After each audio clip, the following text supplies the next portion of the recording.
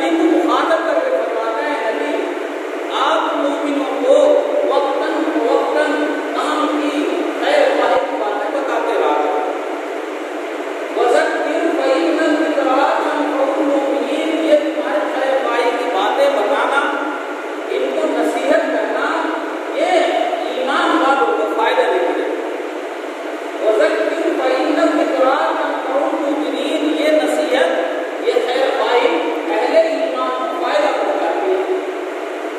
हदीस पाक जो अल्लाह के नबी अलैहिस्सलाम ने फरमाया कि मुसलमान की तारीफ की, हदीस पाक के अंदर अल्लाह के नबी ने अपनी ज़बान मुबारक से अल मुस्लिमु मन सलिमा अल मुस्लिमूना मिन लिसानिही व यदिही, मुसलमान किसको कहते हैं? मुसलमान की तारीफ की कि मुसलमान तो वो है कि जिसकी ज़बान से और जिसके हाथ से दूसरा मुसलमान महफूज है। मिशकात शरीफ की रिवायत है, एक सहाबी अल्लाह के रसूल सल्लल्लाहु अलैहि वसल्लम के पास आए, अर्ज़ किया या रसूलल्लाह वमन नजात, ऐ अल्लाह के रसूल सल्लल्लाहु अलैहि वसल्लम नजात कैसे हो, नजात कैसे हो?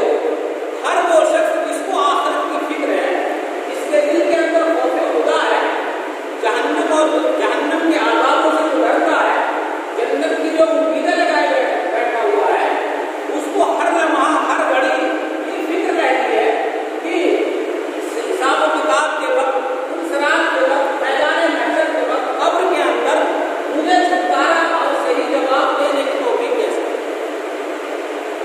तो साहब के रसूल ने पूछा नजात या रसूलुल्लाह, अल्लाह के रसूल सल्लल्लाहु अलैहि वसल्लम नजात कैसे हो? तो आप सल्लल्लाहु अलैहि वसल्लम ने 3 बातें बताई। कोई 3 बातें आप लोगों के सामने जिक्र करें जो बहुत ही ज्यादा अपने माने और मतलब के एतबार से बहुत ज्यादा जामे। पैगंबर अलैहिस्सलाम की बात हो और वो आपस में बेकार हो, ऐसा नहीं हो सकता। अल्लाह के नबी अलैहिस्सलाम की ज़बान मुबारक से कोई लफ्ज़ निकलता हो, वो अपनी तरफ से नहीं होता, वो खुदा की तरफ से होता है। कुरान कहता है वमा यंतिक़ु अनिल हवा, पैगंबर अलैहिस्सलाम जो कुछ कलाम करते हैं, जो कुछ गुफ्तगू करते हैं, ये विज्ञान जिंदा होता है, ये वही होती है, उसमें पैगंबर का कोई दखल नहीं होता। तो आप सल्लल्लाहु अलैहि वसल्लम ने 3 बातें बतलाई साहब रसूल। सबसे पहली चीज जिसकी वजह से आज न जाने कितने घर उलट चुके, न जाने कितने लोगों का कत्ल हो चुका, न जाने कितने लोगों की दोस्ती खत्म हो गई, न जाने कितने लोगों का कारोबार खत्म हो गया। सबसे पहली चीज अल्लाह के नबी अलैहिस्सलाम ने कहा अम्लिक अलैका लिसानक, अपनी ज़बान को कंट्रोल करो, अपनी ज़बान को काबू में रखो। इस ज़बान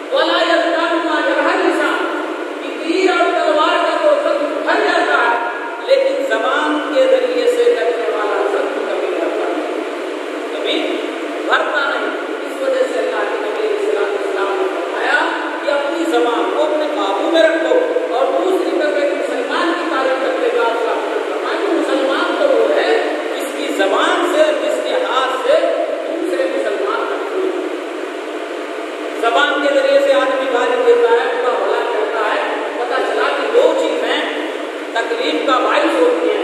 एक तो जुबान के जरिए से आदमी कुछ कहता है और दूसरे जो है हाथ के जरिए से जुल्म करता है, किसी को मारता पीटता है। तो फरमाया कि जुबान के ऊपर कंट्रोल रखो, जुबान के ऊपर अपनी लिसान का, अपनी जुबान को अपने काबू में रखो। दूसरी नसीहत क्या फरमाई आपने? आपने फरमाया वली अरसा का भाई अपने घरों में रहा करो, अपने घरों में रहा करो। आज कितना माहौल खराब हो रहा है, कितने लड़ाई झगड़े हो रहे हैं, सब इस दुनिया में हो रहे हैं कि हम बगैर किसी जरूरत के अपने घरों से बाहर निकल करके कहीं चौराहों पे और कहीं ऐसी जगहों पे, बाजारों में, सड़कों पर बगैर किसी जरूरत के घूमते फिरते रहते हैं। शैतान मुंह में ही तलाश में रहता है और जरा सी देर में मामूली सी बात पर इतनी बड़ी लड़ाई हो जाती है कि कब तक की नौबत आ जाती है।